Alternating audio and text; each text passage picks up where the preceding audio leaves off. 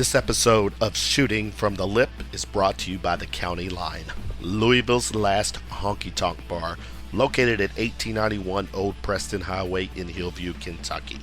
Manager and bartender Chris Lucien invites you to check out live music every weekend, Friday and Saturday nights. Check out their Facebook page, The County Line. Mention Shooting from the Lip on Friday nights and get Jack Daniel's Honey for $3.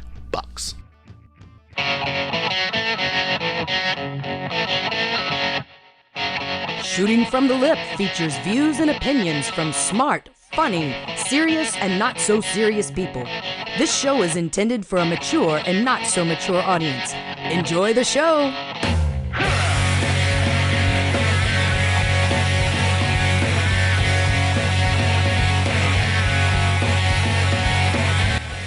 What is up, everyone? Kevin Hale giving it to you on this rainy Monday night here in Louisville, Kentucky.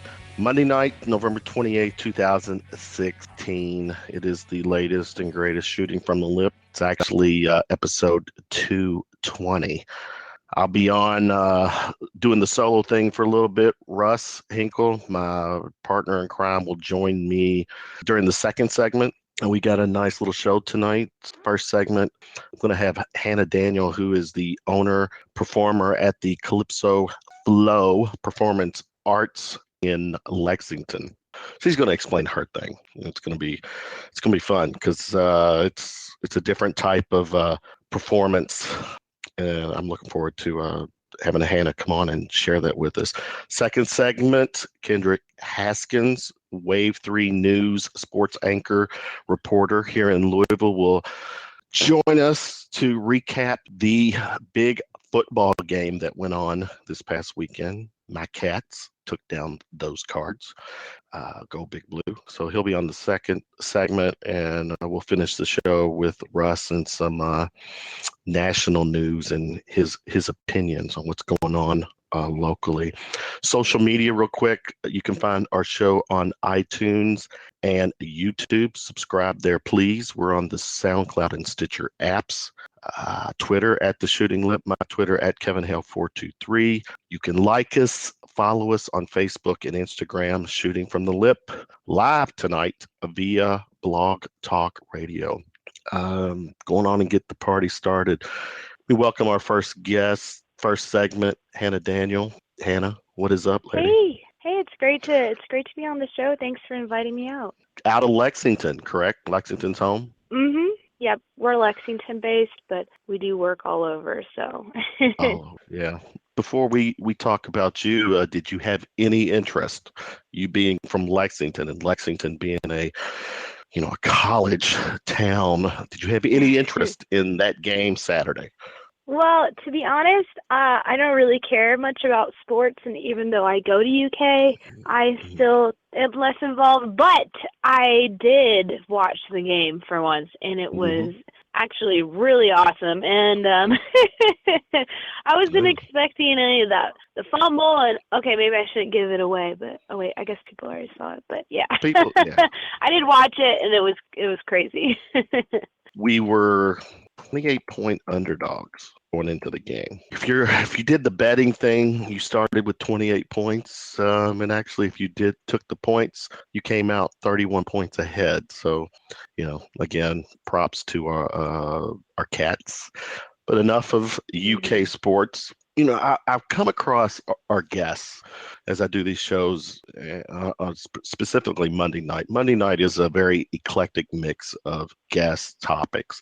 I admit I came across you, like I do most of my guests, on Facebook. Mm-hmm. And it was something you posted with the Calypso Flow performance arts thing. And actually, I want to say I came across you somehow, some way, I think, is it safe to say you have friends or acquaintances with Kentucky Burlesque? Oh yeah.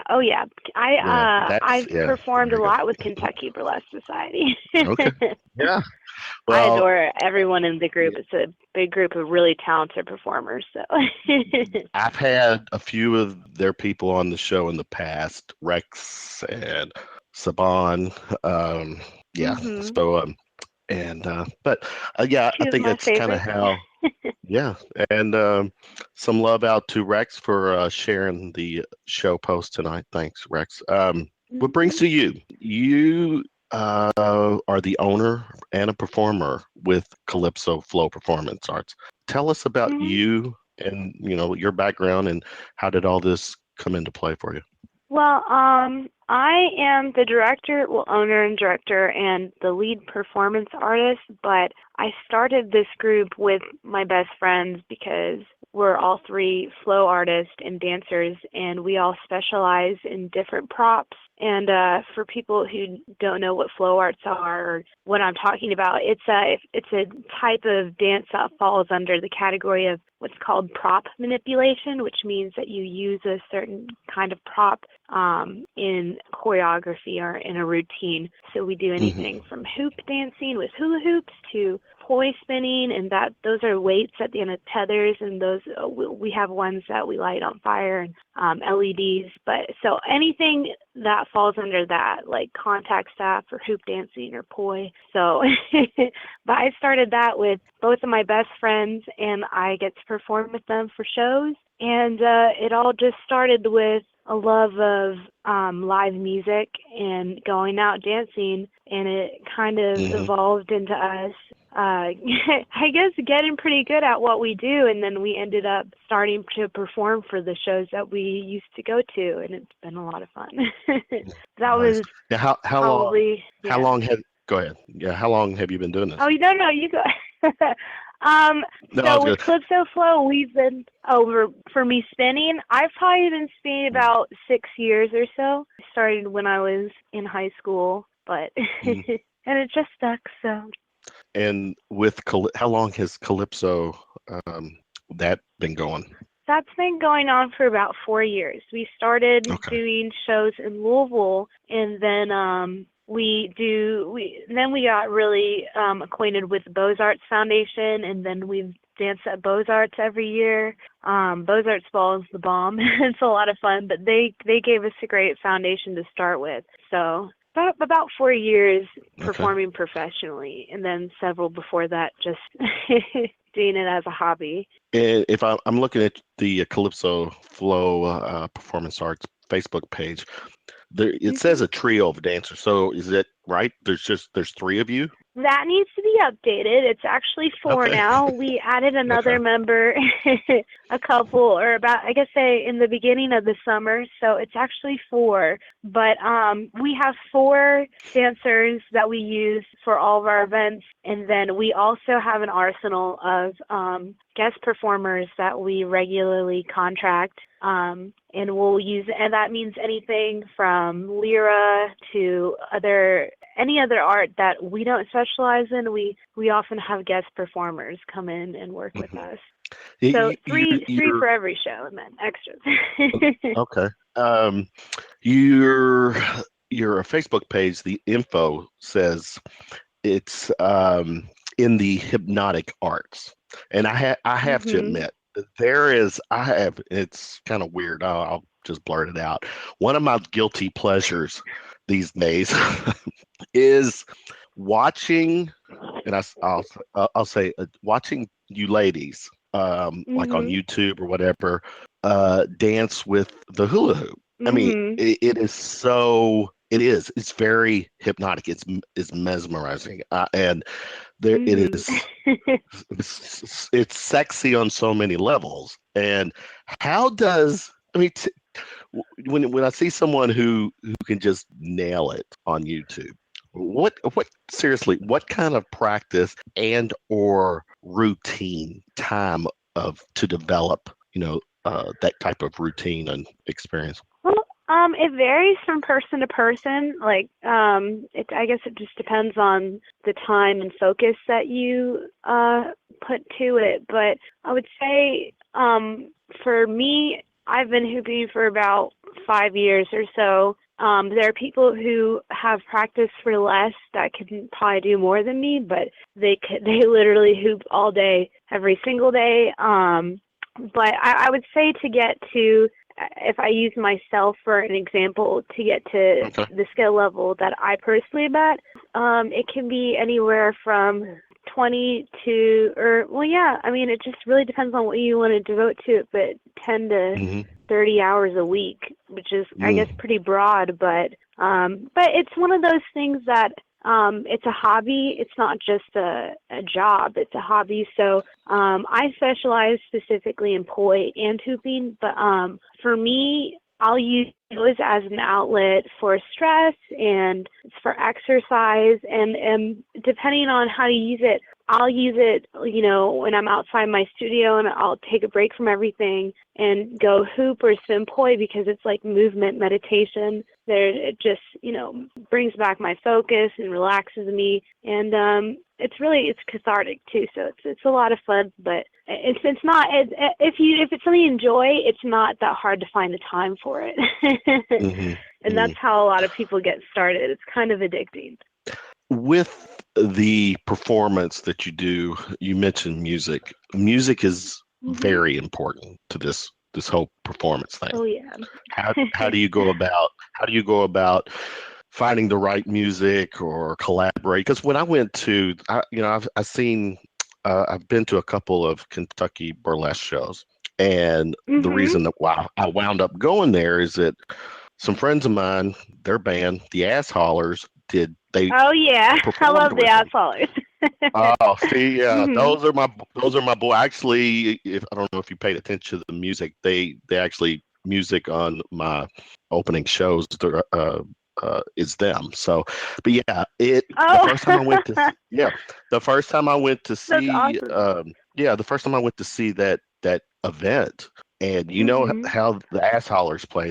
It's heavy, it's fast. Yep. It is shake your ass music. And yeah, it is. They're a lot of fun. Yes, it was a great experience, because the burlesque people just killed it. And so yeah, when it comes to music, because I'm when I see, is there a certain type of genre or music that, say, let's start with you, that you prefer to Well, perform?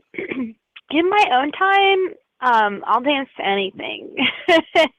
Anything that I like, which is a pretty broad range of music genres. But for shows that we usually do, they're usually electronic music shows. But it'll vary from gig to gig. Like we've done a private fire show, and that'll with like Harley Davidson before, and then we'll do they'll have a band playing, and then we'll perform to their music. But usually we do electronic music shows. And my own time, I'll do anything from, well, I like to practice to electronic music a lot, and that has a lot of subgenres, but because that's what I'm used to performing for. But shoot, I'll spin to the Doobie Brothers, or literally just about anything and everything. I love to dance, and I'm a music snob and a music lover, so it just, I guess, depends on my mood. Yeah.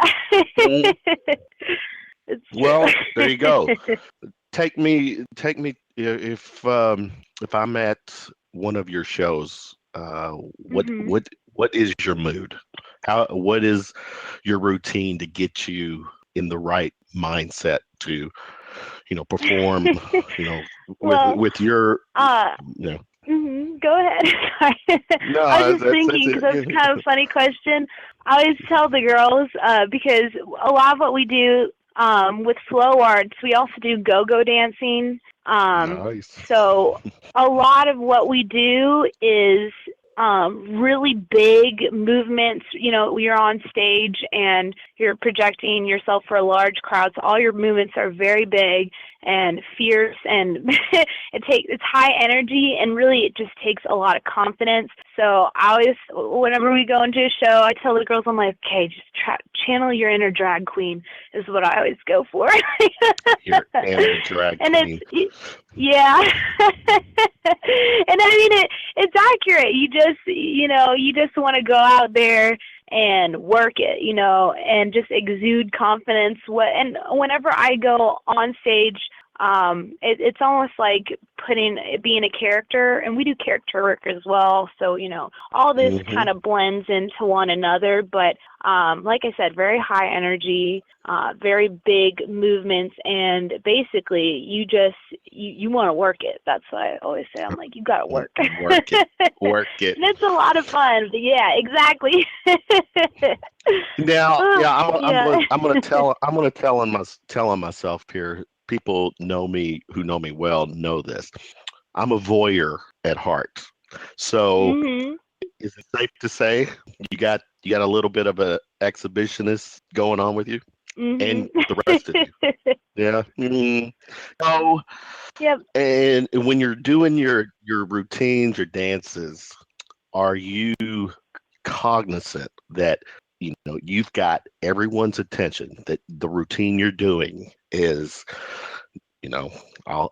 well, actually, probably men and women, they're not going to blink for 3 minutes or whatever. Because you just well, usually I don't do routines specifically. We'll do freestyle dancing, but when I do routines, okay. That's usually something that I'll do with like Kentucky Burlesque and their variety shows as a variety act. Right. Okay. I'm not. I actually prefer freestyle. So for me, learning a routine and choreography, I had to work really hard on it.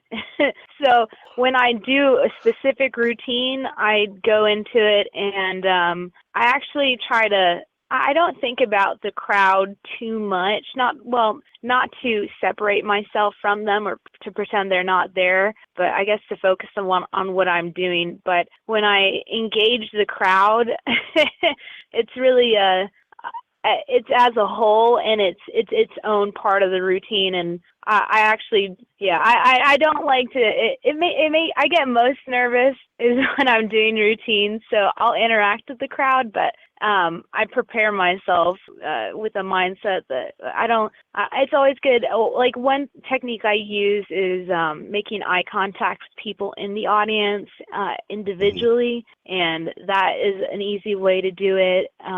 But yeah, it's a little nerve-wracking, but okay. Well, actually, that's interesting. I honestly kind of took for granted that there was more routines, but the fact that you can go out there and freestyle it, I mean, that's and you're keeping it, you're doing it with the music, you're keeping the audience engaged. That's actually, in my opinion, more talented, I think, than well, thank you. Than do of it.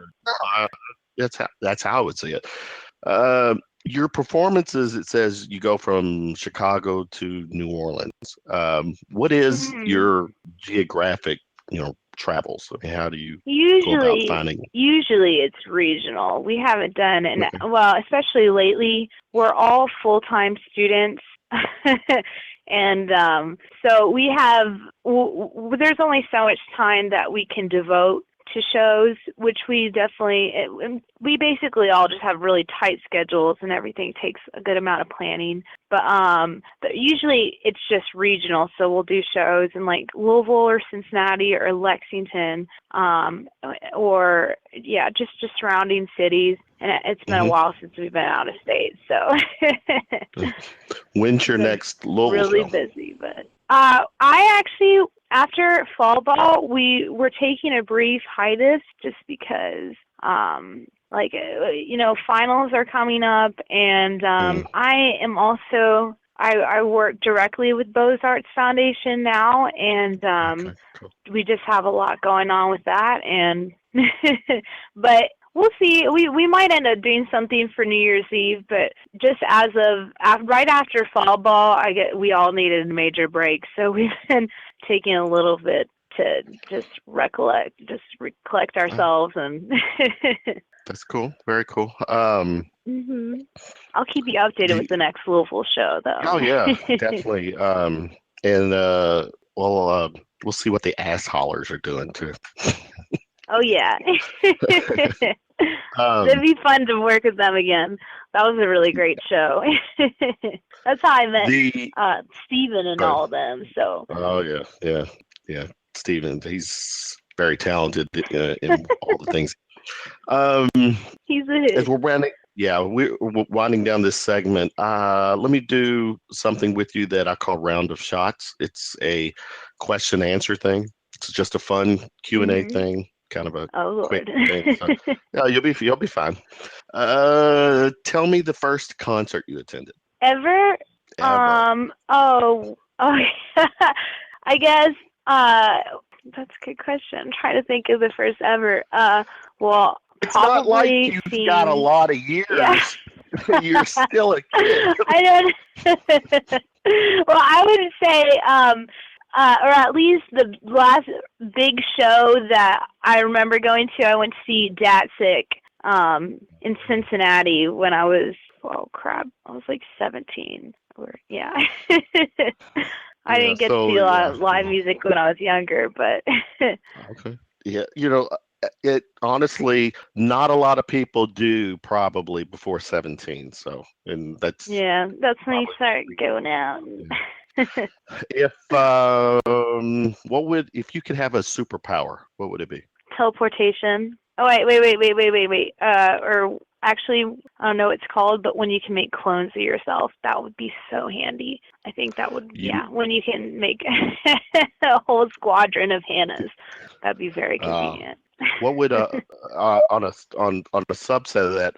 What would a whole subset of Hannahs be like? I mean, would they? mm, is it because you Whew, got I could do 10? anything. You just got a Oh, go lot of ahead. things Sorry. going on. I'm guessing you got a Oh lot of things yeah, I going could on. be like, Okay. you this Hannah does architecture, this Hannah does booking emails, this Hannah, oh shoot, I could have a Hannah performance routine with like 10 Hannahs. That'd be crazy. Well, I guess that's what okay, if I were to be really serious, I would probably go with something like firebending because I'm a pyro, but but That the multiple Hannah sounds the most convenient. all right. What was number three? What was the last picture you took with your phone? And this is internet radio, so you can be quite honest. Oh, well, it's actually a picture of my boyfriend. We were just getting some food at Hopcat, and it was late night, and he sat by the window, and it actually, I'm a graphic designer, and Okay. yeah, I do a lot of things, and the background and the lights from the street light, it just looked really awesome, so I took a picture of him. Uh-oh. I told him to act natural, Given, but he didn't yeah, like it. He's like, "Oh, well, like this." And he just put the menu in the front of his face, and giving the boyfriend some airtime. That's very nice of you. mm. Uh, what's your favorite phone app?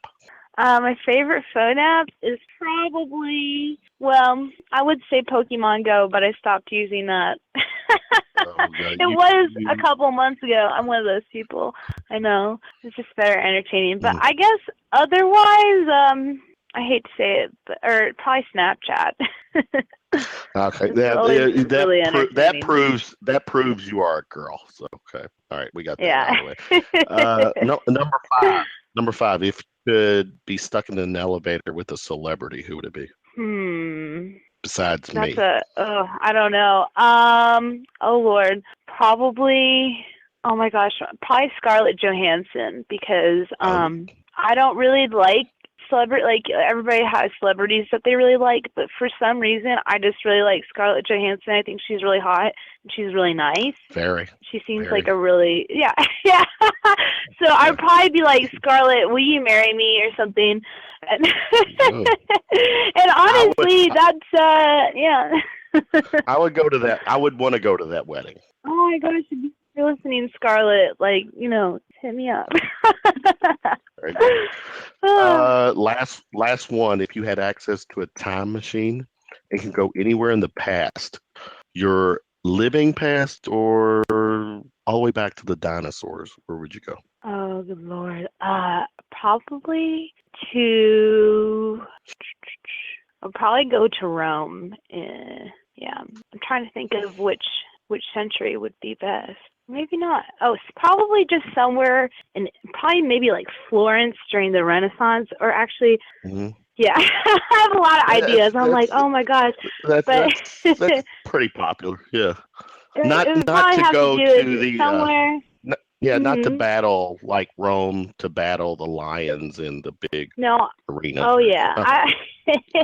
I'm a lover of architecture, not violence. So Lover, not a I would fighter. Lover. yeah.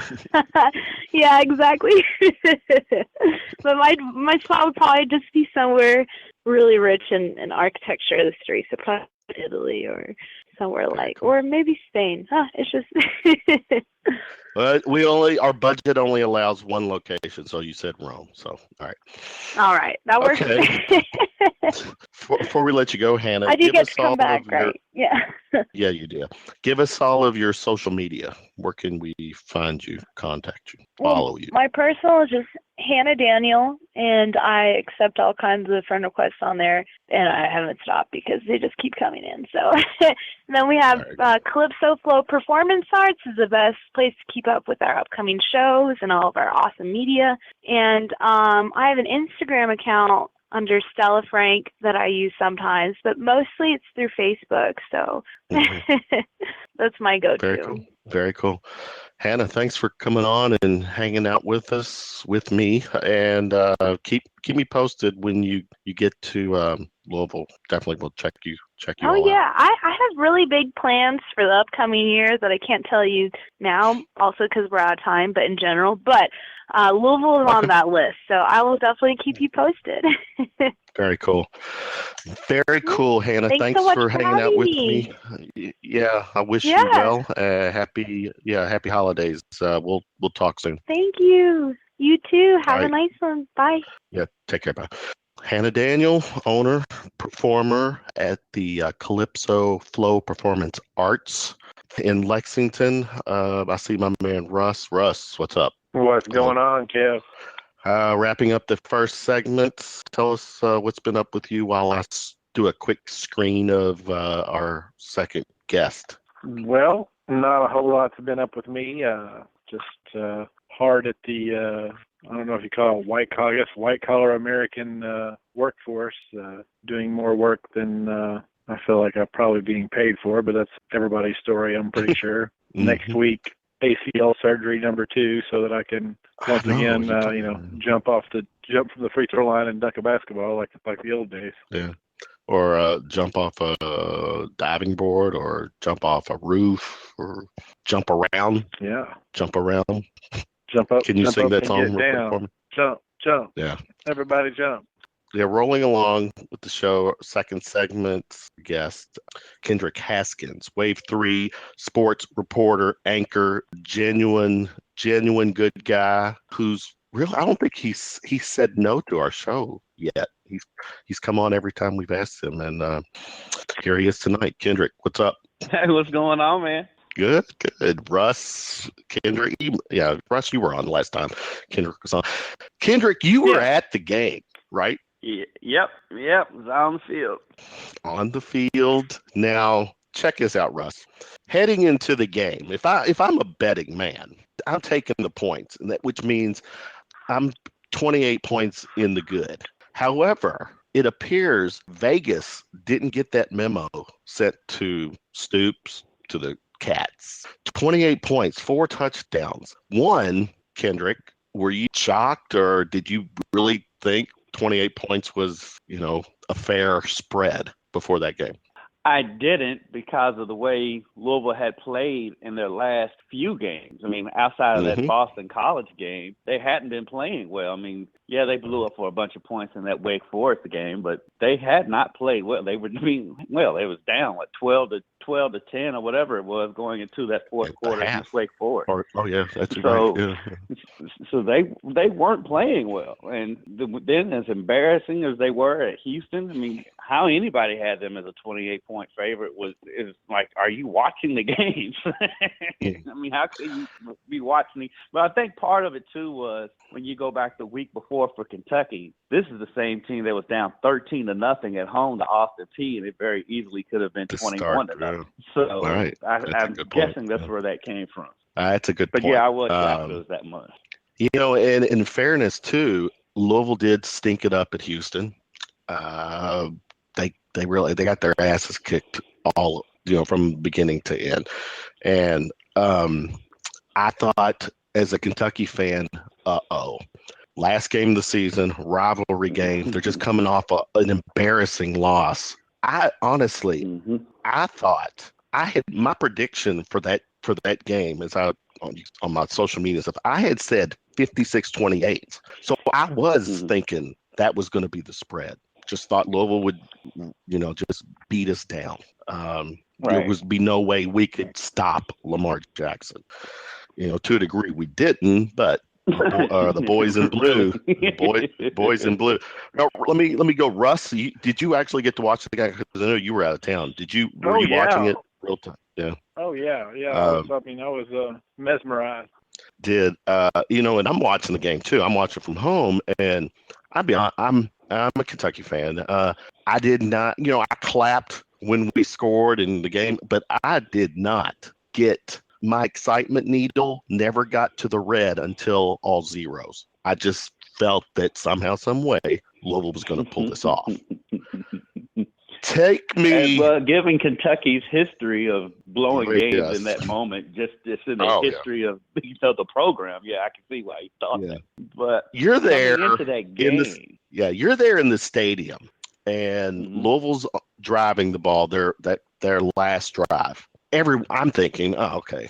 I mean, Lamar last drive. Lamar's either going to score a touchdown or they're going to get in position to kick a field goal. What was the atmosphere like there when that fumble happened? It was a lot of shock and a lot of hope because they had to review it because I mean technically the ground did cause the fumble. Back in the day, there was a time when that would have been overruled that it wasn't a fumble. But when I'm shooting the game because as in sports, a lot of us we shoot the games. We're photographers too, so I'm shooting the game. Right. And so I saw it clearly. I was like, hey, he fumbled the ball. So when they were reviewing it, I was already walking to the other end of the field because I already knew. It's like, this is a fumble. I mean, you could hear a pin drop in that stadium for 3/4 of it. and then over in that blue corner, they were going crazy when they showed the replay up on the big board. I mean, the first time they showed it is when everybody pretty much knew, like, yeah, he just fumbled. And at that point, I was like, this game's over. I knew because, for one, U of L, what Kentucky did was exploit three things that had plagued U of L all year that they had gotten away with. One was U of L's offensive line because, if you think about it, going all the way back to that Charlotte game, the first game of the season when Lamar put up those crazy numbers in the first half, most of those rushing yards came because he was running for his life. His rushing That's yards, a good point. He had the big runs on the read option and everything, but a lot of his rushing yards, especially early in the season, were coming from him running for his life, and they started equating more read options as the season went on, basically to hide how bad the offensive line was. The offensive line was horrible all year. Second thing that Kentucky exposed was U of L's horrible third down defense. They've been bad on third down all season, and every game that they've lost, they couldn't get off the field on third down. It would be third. It didn't matter how far. 3rd and 15, they would give it up. And then the other thing with U of L secondary is basically one guy, Jair Alexander. That guy is going to the NFL. UK threw at him once all game long. That's a good point. Yeah. But the other side and the safety help, they were going at him every time. Every time you looked up, it was two. I hate to bag on a college kid, but number 15 and number 22 were always in the screen when UK was getting a big play down the field. And so they just exposed those three things, and you got to give UK and Mark Stoops all the credit in the world. They went at U of L's weaknesses and went at them hard, same as Houston did. Speaking of the passing game, what was Steven Johnson? A+? A? He was out of his mind, really. He was. He was. And I was impressed with Steve Johnson at their spring game. He mainly ran the ball. He mainly ran the ball. They really didn't have him throw it too much. And really, there were times this year where they just did not throw the ball. Mm-hmm. I mean, that Right. Georgia. I was at that Georgia game. That's one of the worst college football games I've ever seen between both of them. Yeah. It's like Right. the forward pass apparently had not been invented in that game because neither one of them could throw the ball. Yeah. But when he's good with the deep ball. He's not very Right. accurate with short passes. It's the same with Lamar. Lamar Jackson, as good as he is, that's what's scary about him. As good as he is, you can see all the flaws. He's terrible at throwing the ball in the flat, and he doesn't put much touch on the ball. The one interception that was deflected off Cole Hicatini's hand. He takes something off of that ball, and it's a catch. It goes off his hands and ends up being a pick. That's a good point. But Steve Johnson had the game of his life. Russ, as the game hits all zeros, were you?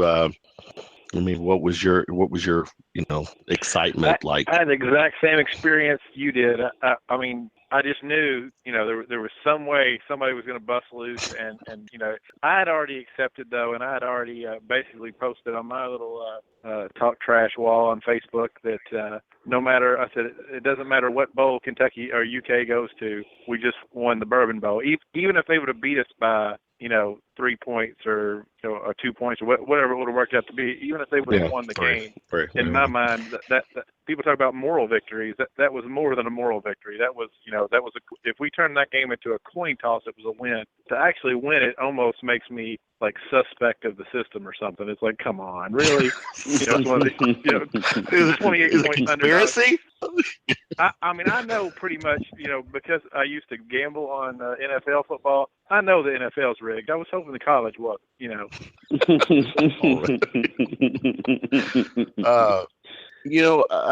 Let's go back to Kendrick. Going back to Lamar.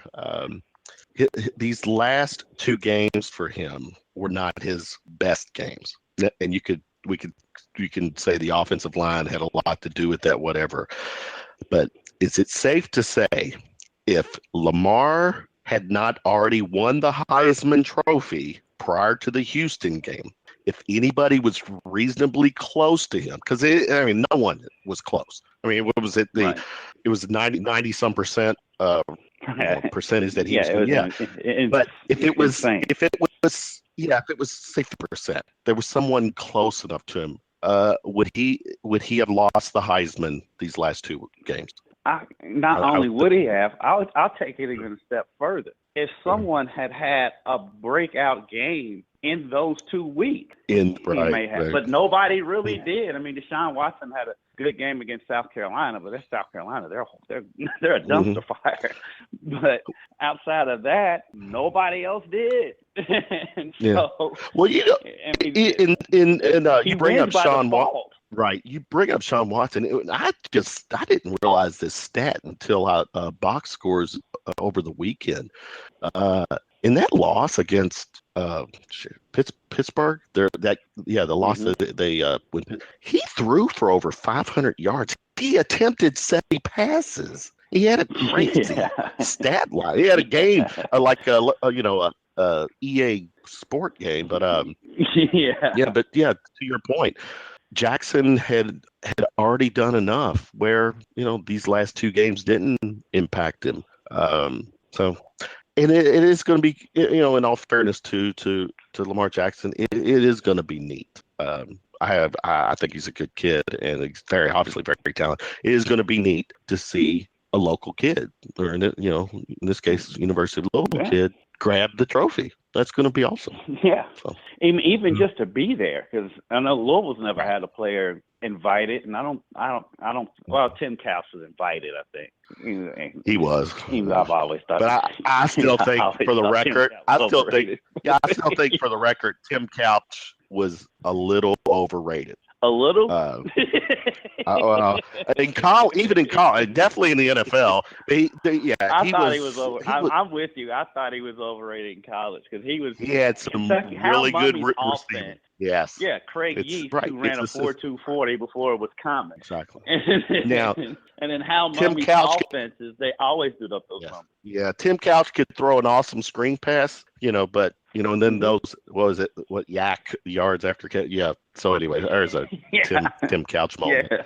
That Um, stat was invented for Tim Couch. it was. Now, looking ahead, bowl-wise for Kentucky, what's based on your resources, your source, the guy that you meet at the corner at the bad end of town, Kendrick? Where do you see Kentucky landing? I'm thinking either Music City or Liberty Bowl. Before that, if they'd have lost the Louisville game, they were either going to Birmingham or Shreveport. But I think with that win, they'll either land in Nashville or hopefully Nashville. Yeah. Nobody wants to go to Memphis. No. Hopefully Nashville. Yeah, What the about Liberty Bowl? Louisville? The Liberty Bowl is Go a ahead. little sketchy. I just happened to catch the Liberty Bowl when I was down there for New Year's Eve of 1999. We were going to Bill Street, and the Liberty Bowl was in town, so we rolled on over there. But yeah, it looks like a little sketchy type of place. But now I think it was Tom Leach on the commentating. You know, they were asking him, and he's like, "It's going to be the Music City Bowl. There's no question. It's not even up for speculation." Because Nashville, I mean, they love it because it's so close. I mean, that stadium will be almost full with Kentucky fans, just like last year with Louisville in it. I mean, it's almost full because they're so close. So yeah, that's why I'm almost sure it's going to be Nashville, but I've been surprised before. Is there any possibility that Louisville could end up in the Music City Bowl with Kentucky for the rematch? No.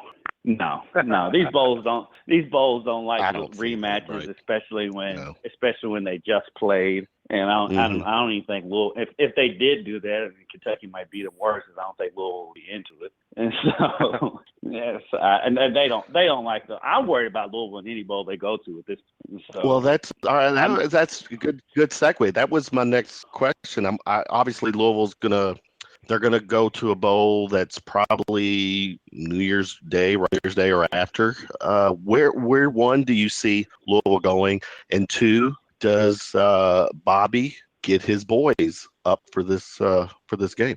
Well, I saw one that still had them in the Orange Bowl. I think if they go to the Orange Bowl and play Michigan, they'll be up for that. Oh yeah. But anything else, because I'm thinking most likely they're going to go to either the Russell Athletic or the Belk Bowl. Hopefully it's the Russell Athletic Bowl because that's at least in Orlando.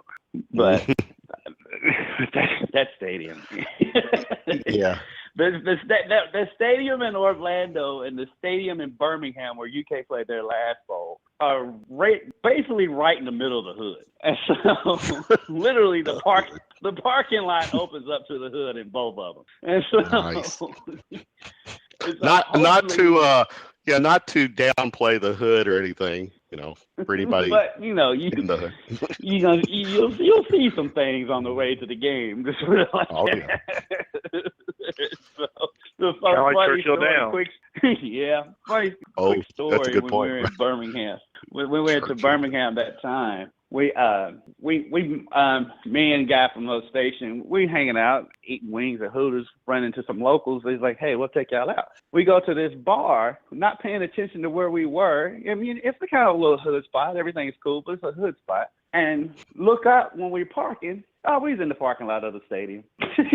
So the club was basically right off from the stadium. No, good Lord. Good old Birmingham. But actually, you bring up a good point. I think if Louisville plays a team, they're going to have to play a team that is looked at better, by ranking wise or whatever. One of the blue bloods. Yeah, that's a good point. Let's switch real quick to hoops tonight. Kentucky just put it to Arizona State. It's 7 games into the season, but I made this statement. I was on another podcast tonight, but I made this statement clear that this 7 games into this season compared to Cal's other teams 7 games in, this is his best team. Better than the 2012 team. 7 games in. What's your take with UK hoops? It very well could be. I mean, they've been more impressive. I will give you that. As, you know, I'm one kind of like, you know, let it play out. But right. That backcourt of Monk and Fox are unbelievable. I saw them in person saw them play in person for the first time last week when they played that weird 1 o'clock game on a Wednesday. Oh yeah. And I mean, why are they played a 9 o'clock game on Sunday night and a 1 o'clock game on Wednesday? I guess is that for TV? I'm guessing it's for TV. The 9 o'clock right? game was TV, but I can't see a 1 o'clock game on a Wednesday necessarily being for TV, even if it is for Thanksgiving. But they were so impressed because I was already big on Bam Adebayo again because I'd seen him play 2 summers ago. But Fox and Monk are so good, and they've got such good chemistry. And I asked both of them about it, and they were both like, they was like, you know, we know where each other's going to be and all that stuff. But going back, they's like, we never really played together in AAU ball, and they can only remember playing against each other once in AAU ball. So they're really technically just now really started meeting each other during the All-Star summer in the spring. Yeah, right. And so for them to click that quick, I mean, and they are as good of a backcourt as I've seen in a long time. And then you add the old guy, Isaiah Briscoe, in the mix. That little the old guy that's like 20. That trio. That's this team 7 games in has been arguably the most fun team to watch. I don't think it's, you know, they've got some legit games coming up. That's gonna That's the one caveat, because Michigan State has proven to be a fraud this year. But and Arizona State's lost some bad ones too. So really Kentucky still hadn't really played anybody. But I agree. There's a such thing as even though you're beating the hell out of bad competition, you can still see the talent. And so we'll find out about Kentucky when they play UCLA this month. Cal has stacked up the schedule this coming month, with UCLA and Louisville and all that coming up, and then Kansas in February. Yeah, so we'll find out. But I just watching them play. I was talking about it the other day with my buddy. I was like, their biggest weakness is in the middle, but even there, their middle is still better than most teams in the country, even though it's their weakness. I do wonder what happens if Bam gets in foul trouble. I think that's because then they're really weak along the front line. And even though I think Kentucky is a lot better than U of L, I think U of L can give them issues because they do have so much size in the middle that they can defend. Now, they've got 21 feet of centers that can barely score. But they can clog up the middle and make it hard for the other team to score. So that's where your take will have quick a shot, but that's about it. Right. Your take quickly on with Louisville. I think they'll be okay. I mean, it's weird to see a Rick Pitino team get tired, especially when they're playing a team that only plays 6 players. I mean, that just didn't make sense to me. But I mean, you could tell it though. I mean, those they were making the laziest passes down the stretch of that game. And so that's something, though. I mean, that's just one of when are they going to play 3 games in 3 days again? Never. And I think they will, because even in the NCAA tournament, you get a day in between games. So I think they'll be okay. I think it's Kentucky, North Carolina, Duke. Maybe you can throw Indiana in there, even though they lost that game at Fort Wayne. That was just one of those games. Why are they playing there anyway? But I think those 4 teams are the elite, and I think Louisville might be in that next tier, maybe the tier below. But I think they can get probably about a 3 or 4 seed come March. Yeah. You know, speaking of Fort Wayne, you realize Fort Wayne did no favors to all of their fellow mid-major schools, because now when the blue bloods go, oh wait, no, I don't know, I don't think we're gonna go play at your home. I don't care, you know, whoever it is. I don't care. It's weird that U of L would play in Western. Oh, I know. Yeah. And because I graduated from Murray State, and it is still a shame that Kentucky and Murray State have never played. Never. Really? I didn't know. No. Wow. Okay. Yeah, it makes no sense. And I think, and the most I've gotten about it is that Murray's like, we're not playing every game at Rupp. They got to come down here, which is weird because Murray has played U of L at U of L, but they've not gone to Rupp. And It would it's one of those things where it's a hornet's nest though for these teams, for U of L or a UK to go to a Murray State or a Western. Like it's a hornet's nest. I mean, and the fact that IU went to Fort Wayne is insane. Oh, I know. Well, hell, if Cal won't go up to Bloomington, do we think he's going to really go play a mid-major? So unless he's really close to you, yeah. If Cal had to play, they would play road SEC games. Oh, I know. Every road SEC game would be on a neutral court, in a dome, so he could, always get his guys ready. Real quick before I let you go, Kentucky, the basketball tonight, blowout win. I guess what was it, Monday or Friday night? Another blowout win. What's still good for this team is that probably even playing Michigan State, their best competition is still during practices, and that will always be a constant. That's scary because this team still has a lot of upside. You can see it. I mean, there's little things that they can do that they can improve upon, but like I said, their margin of error is so much bigger than everybody else's right now. And it's when your hopes are basically to try to get Bam Adebayo in foul trouble, and it's bad. It's bad. It really is basically boils down to you have to get them in foul trouble. And that's even right hard now, to do. Calipari is. I'm when we play, Kentucky plays UCLA, Louisville, some of these better teams. I'm curious to see because right now we've been playing, and this is I'm not talking mop up minutes for anybody, but the Kentucky's been going about 10 deep on, with guys getting significant minutes. I want to see, does that rotation drop to 7 or 8? It'll get smaller. It'll get smaller as the season goes on. In the NCAA tournament, I'm guessing it'll probably get down to probably about 8. But the thing that impresses me the most about Calipari that I don't think he gets enough credit for is the knock on every freshman when they come into college basketball is their lack of playing defense. They don't play defense. Oh, yeah. Well, Cal rebuilds with freshmen every year, and every year his teams are among the best defensive teams in the country. I mean, his team, the way they play defense, the way they attack on defense, I mean, you got to give him all the credit in the world for that, to get these freshmen to buy into playing defense from day one, and they do, especially this year's team. I mean, last year's team, not so much. But last year's recruiting class just was not that good. But these guys, they buy in. They're good guys. They have fun. You can tell they legitimately like and love each other, and they're fun to watch. They're fun to be around. I mean, you just get excited just watching guys like that, because not only are they great players, they're really good guys.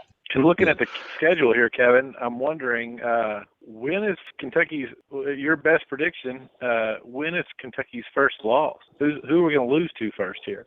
I've been wondering that myself. Honestly, the North Carolina game is neutral. It's in Las Vegas. That's the game, maybe. Yeah. UCLA's at home. That Louisville game at Yum. I don't. You would think, Kentucky's going to go in and run their asses right out the gym. I don't see that. I think it's going to be actually, for the most part, the UK U of L games for several years have been kind of ugly. I mean, it's just they're because U of L has to ugly it up because they don't have the talent. And they've done a good job. The games have been relatively close. That's a good maybe Jurich and Barnhart made a deal of a football game for the basketball game. You ever consider that?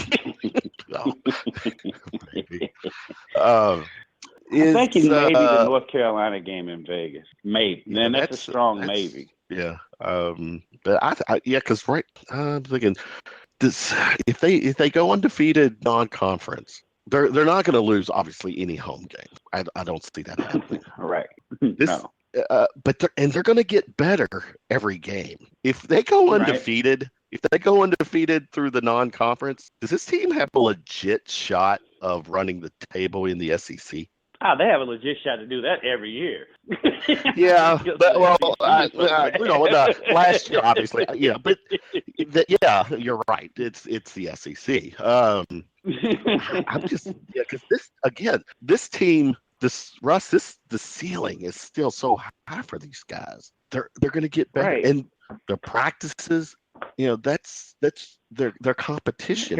He hasn't even gone because they haven't even had Camp Cal yet. When they always come out of that better. Oh, that's a good point. Oh, yeah. So I mean, you're forgetting one major thing. Maybe this team wouldn't need it, but if the team gets off course even a little bit in Cal's eyes, he'll make them lose at least one game. What? See, I don't buy that. I do not buy that logic. Yeah, I don't buy that logic. Oh, he did in the SEC championship against Vanderbilt, Vanderbilt, I believe it was. You think the year they lost to Wisconsin, though?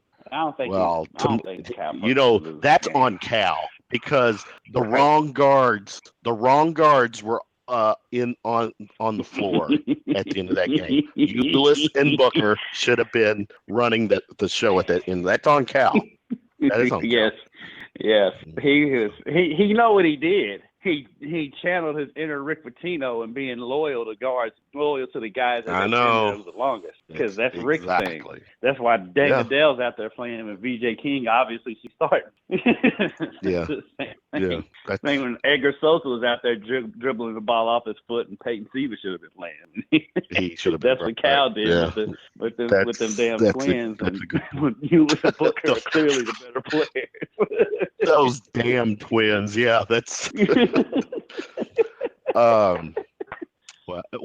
Kicker, what is your work schedule? What nights are you on TV or are you doing the sports? I'm off Mondays and Tuesdays are my days off, and then Wednesdays I'm more reporting or doing whatever we have to do today. I anchor a lot of now that football is over with. Well, even during football, Kent Taylor and I, we co-hosted Touchdown Friday Night, our high school football show on Friday night. That once the season ends, and Kent will never admit it in 100 years, but once football is over, Kent barely works on Fridays. There's our soundbite. Fridays. So I anchor on Friday, and then I anchor every Sunday. Gotcha. And then every other day I report during the week. Like this week's gonna really suck because I gotta go to Bowling Green. Western plays the Conference USA Championship game at noon, and then Central plays their state championship game at 6, and then Trinity plays their state championship game at 9 that night. So that's a very long day with not very much time in there for food. So I may be a little cranky on Sunday night when another one of the NFL games goes to overtime like they do every Sunday. Real quick, NFL, what's ratings has from a whole have been down. First of all, I think they've got to ditch Thursday night games. Those games are just seems like they're horrible. But my Cowboys are you're a Cowboys fan too. I am. Since I can remember. I was a little kid.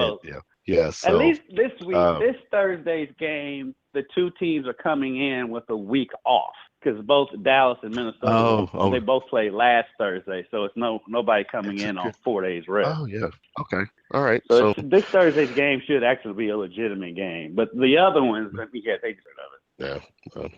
Over in London and Mexico and all that stuff too. Yes, I agree. But I'm having a hard time. Figuring out how anybody, your age, I'm not quite as old as you, but I'm getting there. Is not a. How can you not be a Chicago Bears fan? I mean, you were alive in 1984 with Walter Payton and Jim McMahon and Mike Singletary and Refrigerator Perry. I was. And I mean, in the Super Bowl shuffle. I mean, how could you be a teenager and not just I'm a Bears fan now? I mean, that's just too much. No, I was actually when they I was a high school senior. I was a high school senior, but I've been a Cowboys fan since elementary school. By the time you're a high school senior, you're already set in your fandom. You're not going to change. That's because, true. You know, somebody came along. I was just 10 years old, so I was sitting there, I was 10 years old, and looking at that and going, "Oh my God, they just made pro football awesome." You know, I mean, yeah. Did you the thing was, still know how to do this? As good as they were, they never did anything else after that 1 year. Exactly. This is true. This is true. Yeah. But that was enough to keep me. You know, if anybody, I mean, I don't watch a whole lot of pro football except for fantasy stuff. But yeah, I still have to pretend to be a Bears fan because I aligned with them when I was 10, and they just been kind of a mediocre ever since. Now, I'll give you that. That by far, and I don't know if any team can touch this. That was the most charismatic team that I can remember. Yeah. The fact that they did the shuffle, you had like it was basically like Vince McMahon. I mean, it was all show, man. And and then you had talented like Walter Payton. Then I mean, that was crazy. You had Willie Galt. Galt, yeah. Fridge. And the thing, Mike Singletary. Singletary. The Fridge was then, he'd be an average sized lineman today. Yeah, that's a good point. That's Who's crazy. your the playoff college playoff comes out with their latest rankings tomorrow? Who's your top four, Kendrick? Alabama, Ohio State. You have to throw Clemson in there, and even though I really don't think Clemson's a top 4 team, they just win. Mm-hmm. And I think you have to throw Washington there. Either Washington, whoever wins that Big Ten or the Big Ten champion. Even for me, because I know a lot of people are like, well, Ohio State shouldn't go if Penn State wins. I'm like, if you lose on a fluky play like a blocked field goal, do you really think Penn State's necessarily better? No, I don't. And see, that's where I struggle with the whole concept. That's why I hate the polls, AP polls, coaches poll, whatever. To me, the playoff committee is supposed to be doing this. It's supposed to be a snapshot of the top 25, or in this case, top 4 teams each week. After today, as of this Tuesday, who are the top 4 teams? I do think Ohio State is a top 4 team. They're number 2, but then you got the old school people go, well, what about head to head? Well, my thing is that was then. But if you say that, then are you going, well, then the regular season doesn't matter? That's what I get back. Yeah, that's the other part of the argument. Yeah. And the thing was, it's like, it's no way anyone, even the last 2 games aside, it's no way you came away from that U of L Clemson game thinking that Clemson was better than Louisville. No. No, right. And actually, before Houston, for the Houston game, I swore that Louisville on a neutral field would whip Clemson's ass. That was before that Houston game. Yeah, because they would have been. I mean, really, jacked. statistically, they did. Statistically, they whipped their ass at Clemson. Right, you're right. Statistics. I mean, they just had that bad stretch in the second quarter. Other than that, they dominated that game. They'd have probably done better. They'd have probably done better on a neutral field against Kentucky. You think about that? Do you think? Wow. Because they lost on their own field, so they would have had to hopefully done better. I think really what happened to Louisville as the season went on is basically teams got film on them and figured out how to stop them. Because everybody. Like I said, only really, if you look back over the last probably about half of the season, the only good games that really could stand out where Louisville looked like they did early in the season was that Boston College game. Yeah. The rest of them, Florida State. And the Florida State. Yeah, Florida State. I mean, the second half of the season. Oh, the second half of the season. Right. Yeah. The only definitely. time they looked Good like point. that Florida State game was the Boston College game. That was it. Mm-hmm. The rest of their game, once teams got film on them, and which to me still shows how good Lamar Jackson is. I mean, I know I said he can't throw to the flat and he doesn't have any touch on the ball. For him to have the year he did with that offensive line. And speaking of Boston College, Patrick Toles is still 0 against Louisville. Just throwing that out there. He is so bad in that game. He was. He was so bad in that game. Hey, speaking of, you talk about you. quarterbacks that were overrated coming out of high school. Him and that's another one. both. That's another one. I agree. I saw Kevin, I'm both of free those to call. when they were in. I saw both of those guys when they were in high school, and I could not understand the hype around them coming in. I was like, I saw Drew Barker lose to a South Oldham team that was just okay. And if he's supposed to be, the savior, you think they'd run right through South Oldham, but no. And then Patrick Tolles played against Trinity, and I don't think his team got past midfield in that game. What were you saying, Russ? I'm saying we got a couple of guys from the U of L offensive line on hold wanting to know where the studio is, and because they're not too happy about all this laughter. Last question for you, Ken, before I let you go. Charlie Strong, fair shake at Texas, because I don't think a lot of the good old boys in Texas really wanted him there. Yeah, he didn't. He wasn't going. He just set up a failure there. They didn't really want him. He was their third choice, at least third, maybe even fourth choice, regardless. And then the whole black coach element there and all of that. And so he was just not in a position to succeed at Texas. And and the thing is he did recruit well. And they did. With Herman coming in, I mean, he's inheriting a heck of a team. And Texas was turning. But what hurt Charlie more than anything was Harbaugh. Harbaugh walking right into Michigan, and just like that, they're a contender in no time. As soon as he got there, whereas that's Charlie was taking him. It was taking him a little bit too long to get that thing going. Because really, I mean, while they're going to be good next year, and especially when if they were okay, but the offense sputtered, but the defense was as good as it should have been under Charlie Strong, it'd been one thing. But when he's a defensive coach, and their defense is that bad. Brutal. I can understand that. You can't be outraged that they let him go. It was different than Ty Willingham at Notre Dame. It wasn't that.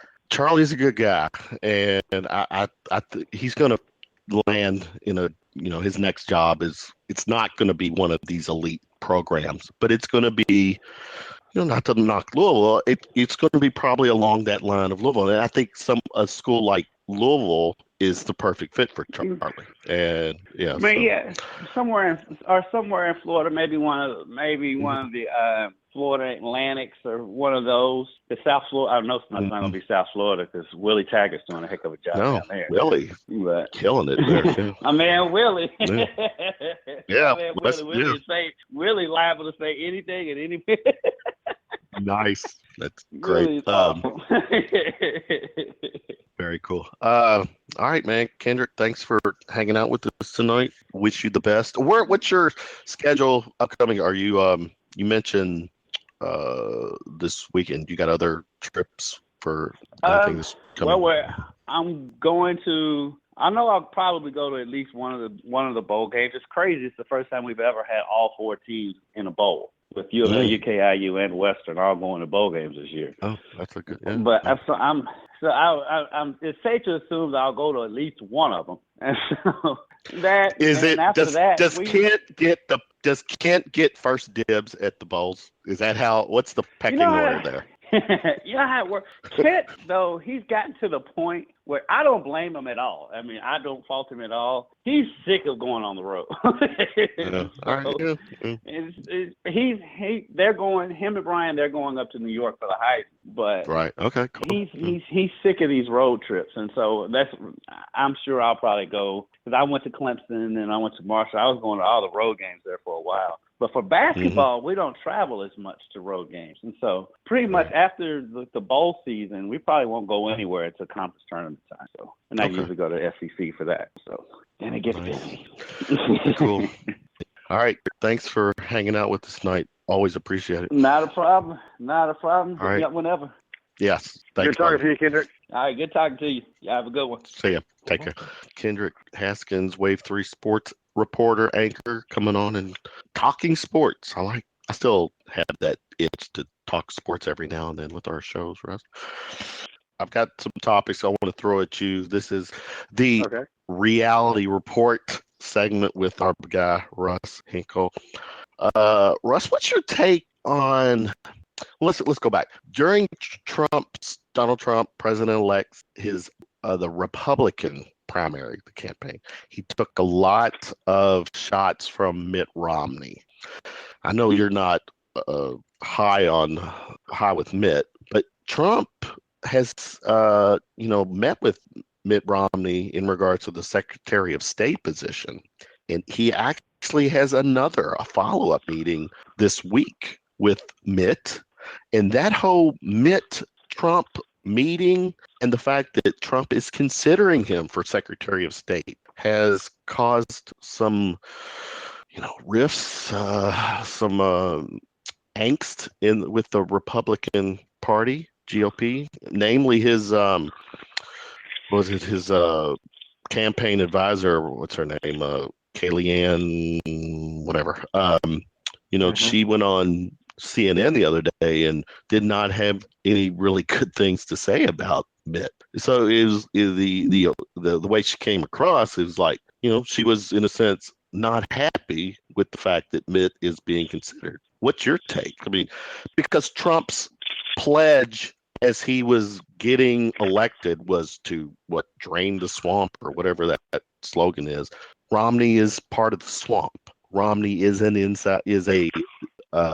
DC guy. If you're a hardcore Trump supporter, what's your response to Mitt Romney being considered? Well, if you're a really hardcore Trump supporter, most of the things that you're going to respond to, you're going to use this response. Duh. No, I'm just kidding. But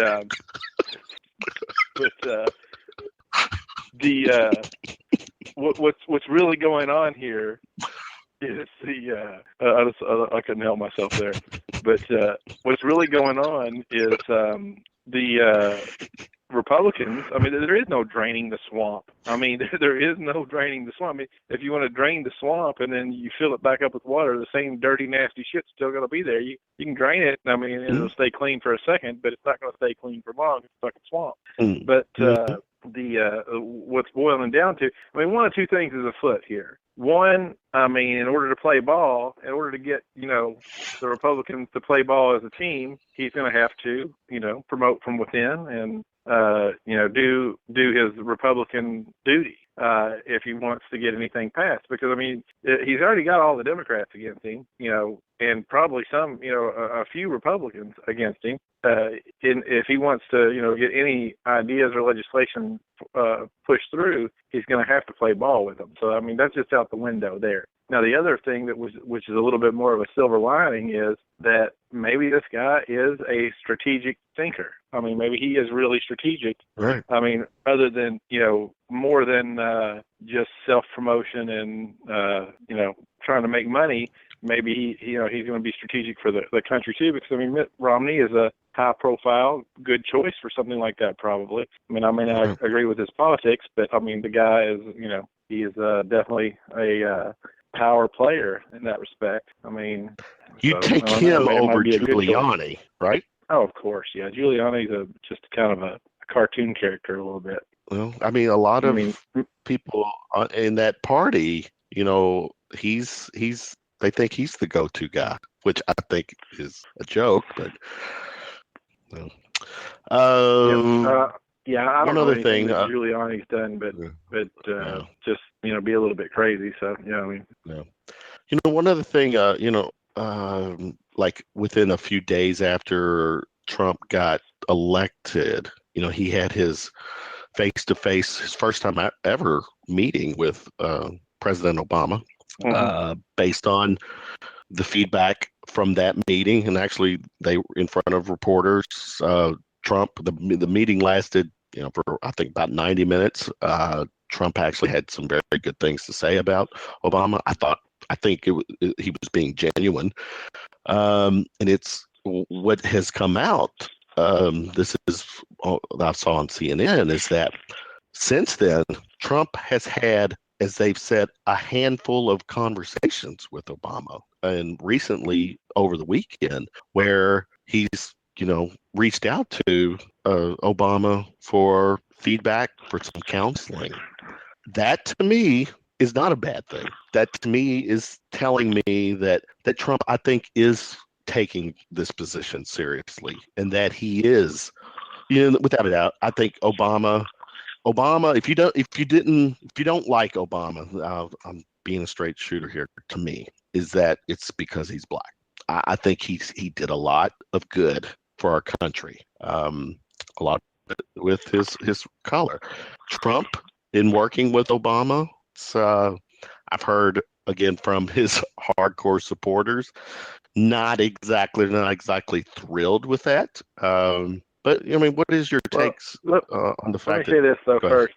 I won't pigeonhole everyone into saying that if you don't like Obama, it's because he's black. There are legitimate reasons to not like some of Barack Obama's policies. I mean, there are people out there in certain probably ends of the medical field that the way healthcare's went, it's made their lives a lot more difficult. There are the coal mining industry wasn't doing well in the first place, and the type, especially in Eastern Kentucky, the types of mines that they have to go after there, the deep mines and the mountaintop removal and stuff like that, it's not very effective to do right now. So it's more of a factor of not being profitable. But as far as my father-in-law's in that industry, and the EPA has gotten a lot tougher on them over the last few years or several years. And that has a lot to do with, the environmental policies getting tougher and making it more difficult to sustain the economy in areas like that. So I won't pigeonhole people into that. Now, by and large, yes, people, when I talk to most people who, are just can't imagine, how bad it is with Obama, they can't articulate anything that they're upset about. And the obvious, elephant in the room is that they, weren't too happy about having a half-white president. Maybe they want an all-white president instead of a half-white. It's just most people are uninformed. Most voters are completely uninformed. That's why we have a reality TV show star as a president now. I mean, people are, but then again, a lot of people were just fed up with what, the things getting harder and harder. I mean, and I know it. It's gotten harder and harder for just average Americans, because everything, corporations and big industries are all set on having gains every year. Well, they say, a lot of things aren't a zero-sum game, but a lot of things are a zero-sum game. So if every industry is gaining more and more money and more sales, and things are just, inflation ticks up and everything ticks up, well, somebody's got to pay the price for that. Well, it turns out the largest percentage of the population, the middle class, pays the price for that, and they're tired of it. They don't, they want life to be easier and not have, the corporations and the rich people get more money, every year and have growth every year.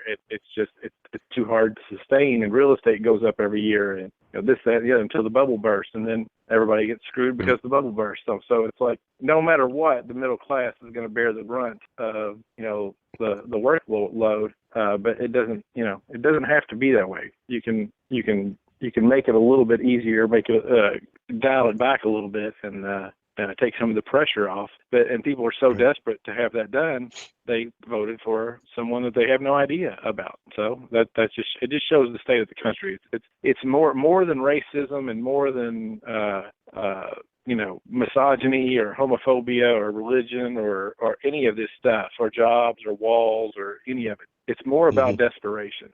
This was more of a desperate cry for anything other than keep going in the same direction as far as money. And people would agree with that don't even know, that wouldn't have even thought of it. They'd say, yeah, that's it.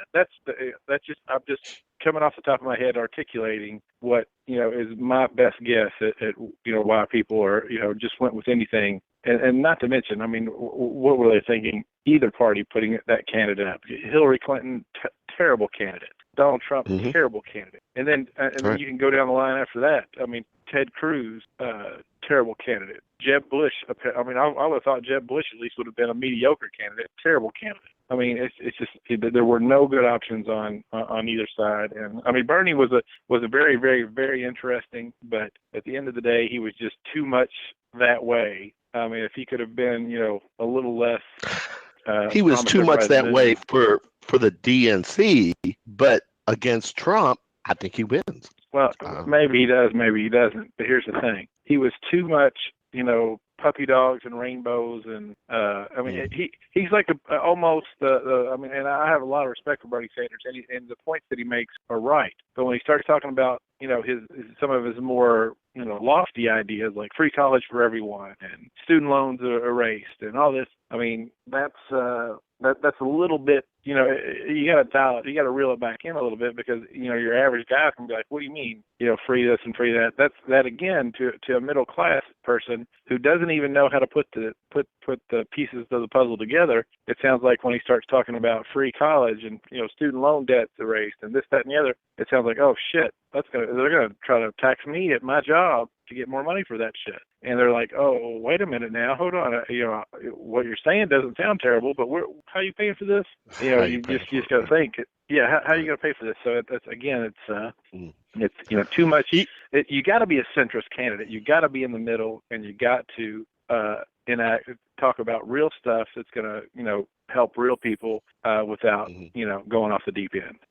All right, a couple more topics to throw at you before we shut it down. I know it's getting late. You mentioned about how people are not informed or uninformed. One thing Google and Facebook are taking steps to do, Russ, is to eliminate or try to confront all these fake news sources, because social media, it is where it's at right now. Facebook, Twitter, whatever, and you're on Facebook enough to see that there's all of these either hard left or hard right news, quote unquote, news sources, and we know a majority of them are bogus sources. But then and I'll just throw this out there because of the fact that Trump won. There was a lot of people on Facebook routinely, and I was guilty of it at times too, would see these bogus articles but not think they were bogus and share them and comment on them. Oh, see, Hillary is really evil. Look at what she's done, and they're fake news news stories. And it was the same the other way around too. But to your point, how people are quote unquote uninformed and or just so a lot of people swear by social media that all of their news information, Facebook is their place to get all of the news. And the fact that Google, Facebook is trying to get a hold of limiting and shutting down these sources. In this case, did these types of fake sources, fake outlets manipulate, in this case, the outcome of this election? I don't think it manipulated anybody because the vast majority of people already have their minds made up on stuff even before, words come out of mouths most of the time. What I do think it did is it probably ignited and motivated some of the base to get out and vote, because when, Betty Mae Jones down in the holler hears that, Hillary Clinton is a baby killing, blah, blah, blah, such and such, it's like, okay, the Lord may tell her that she needs to go vote to keep, her out of office or something in her mind. So, yeah, the more that the nonsense gets put out, the more I think it ignites people's, followings more than wins anybody over. But yeah, I think it definitely played a role there. I do not agree with them. At least one of the ones I like the best is the Onion. I've sent you a couple Onion articles, and their mission isn't to misinform. Their mission is to troll people and make fun of people. And it's right. Which is cool. I read one. Yeah, it's it's hilarious. I read one where it said, this 18-year-old went in to vote, and there wasn't a big lever to pull, and they were real disappointed. Like a whole story about this kid saying he's not going to vote again because he thought there was going to be a big lever to pull for his candidate, and it was just a little dot that he filled in, and so it was bullshit. He wasn't going to vote anymore because he was so disappointed. But and that's just to get goofy people to go, just like get all tore up about it. But it's so I like. Well, see that's how I kind of operate. Yeah, and I think you to a degree. And I'm actually bad at this. I love throwing shit out there, making comments just for the reaction, and so here's in 2015, Russ, hate crimes rose, and to no surprise, religious bias was that growing motivation for all these hate crimes. Religion, actually not our favorite topic. Oh yeah. All in the name of religion. Yep, it's I was reading some stuff today about everybody says what I want to you believe what you want to believe, I'll believe what I want to believe, and it's my favorite soundbite from Bill Maher is this you got to get people to understand, because that's the cop out. You have to get people to understand this is not two sides of the same coin. If you believe that there's an invisible sky daddy that grants your wishes if you wish hard enough, and I say, hey, there's absolutely no proof for that, so why would I ever sign on to something like that? That's not, oh, okay, well, you can believe what you believe and I believe what I believe. No, I'm not saying I believe something. I'm saying that I'm acknowledging that you believe something, but then I'm also acknowledging that there's absolutely no evidence to support that belief, and I'm choosing to not, support something like that with no evidence. I mean, it would be like saying, well, you believe in unicorns, I don't believe in unicorns. It's just we're both equal there. No, obviously we're not. Unless I'm sure there are people who genuinely believe in unicorns, but the vast majority of the world would say, no, there's no such thing as unicorns. That's ridiculous. So, and there's a same amount of true evidence for both. I mean, so that's people have to understand, say, okay, if this makes you feel better, it will eventually evolve like it has in some countries and like it has in some, corners of even this country and other countries, to where, that's fine.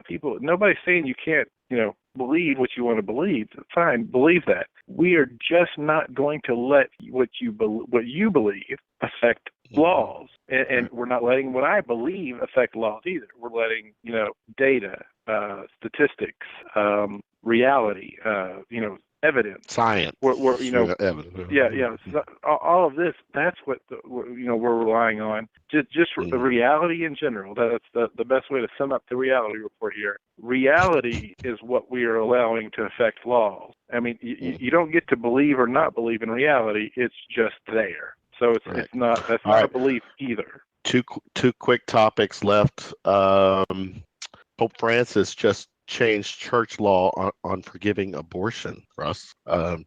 It's safe to say that a majority of Catholics, believe that abortion is a sin. What's your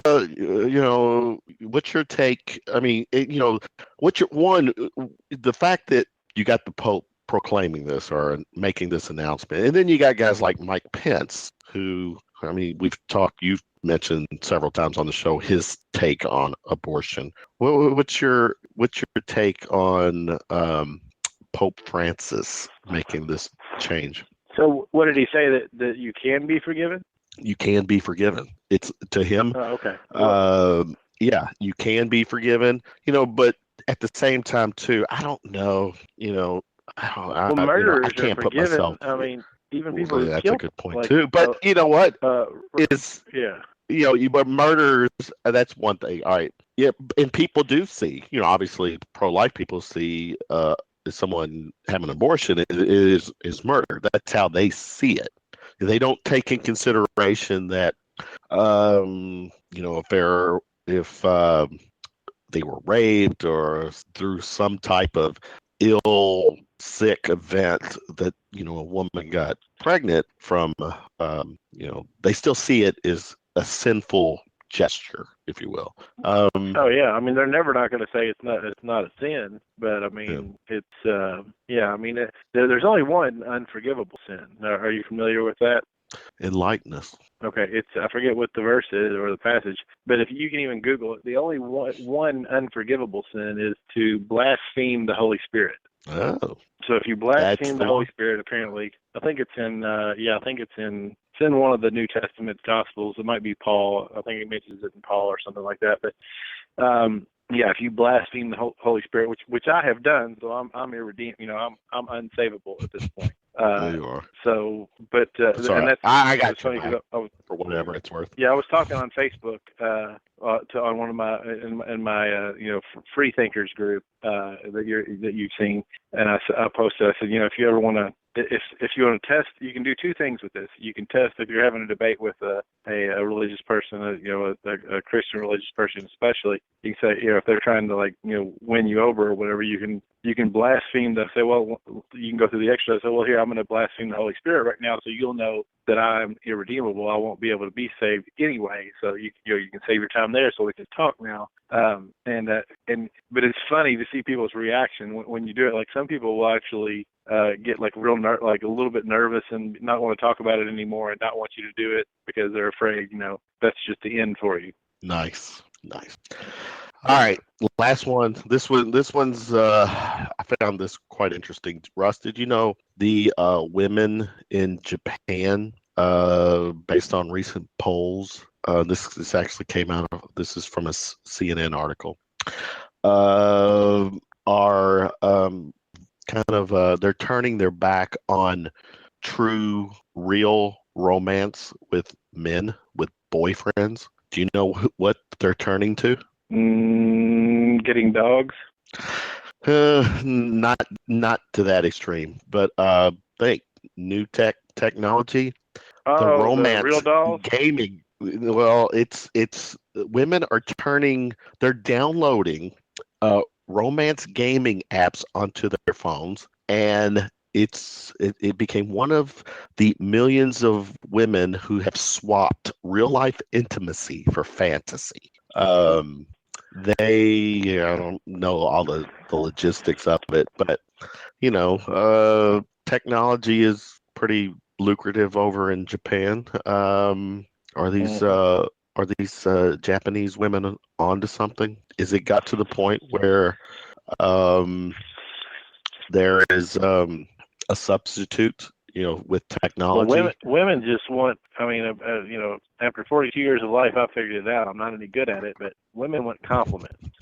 Complimented. They wanted to be made to feel special, and if they can't be complimented and made to feel special in real life, they'll settle for fantasies. Like if you and me can't get the busty bombshell, model porn star in our lives, we'll settle for the fantasy of it.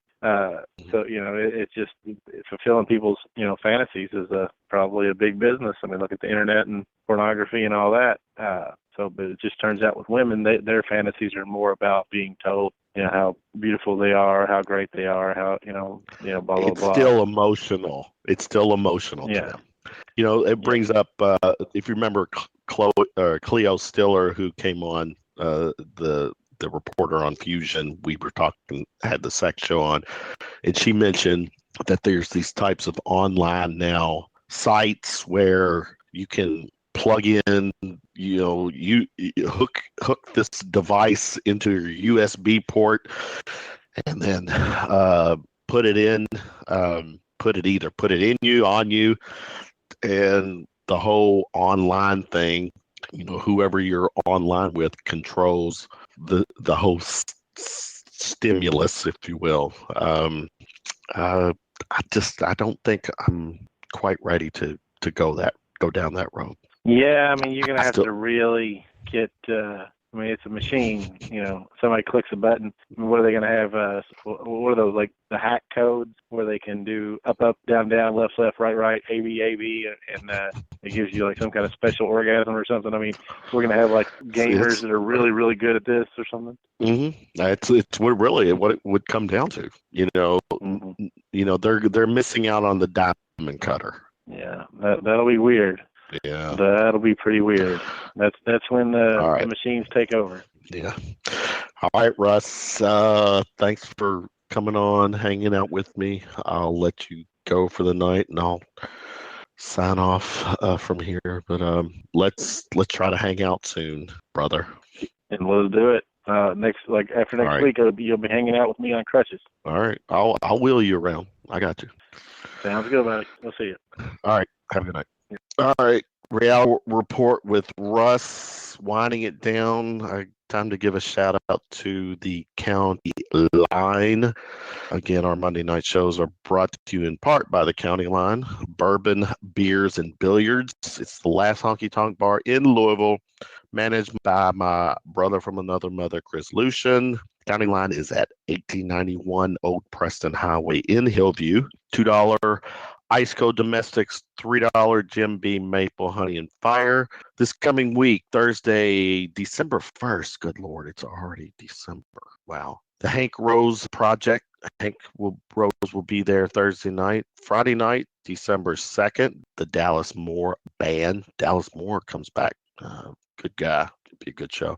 Saturday, December 3rd, the band Miles Apart will be bringing it to the line. Again, the County Line. Chris Lucien is the manager there. 1891 Old Preston Highway in Hillview. Check it out. All right, guests tonight. Hannah Daniel, owner, performer at Calypso Flow Performance Arts. Kendrick Haskins, Wave 3 Sports anchor reporter. Russ came on and we did the reality report. Good conversation with Russ as usual. Kevin Hale signing off tonight. I bid everyone a good night and a pleasant Tuesday. Peace out, Louisville.